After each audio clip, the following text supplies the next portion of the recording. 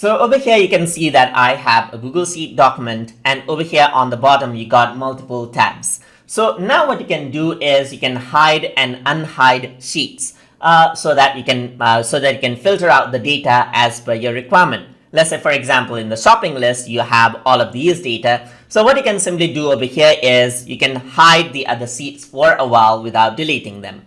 So you can go around into, let's say, for example, the shopping list right here. And if you want to hide the shopping list too, you can right click over here and then you can hide the sheet. So if I were to click on hide sheet, it seems as if the sheet is deleted, but it is still there. You can go around over here on the all sheet option, and over here you can see shopping list 2 is a bit faint. So if you want to get back that sheet, you can simply click that. You can also hide multiple sheets. You can simply hide these out right here, right click, hide, and right click, hide, just like this. And now it seems as if there's only one sheet right here.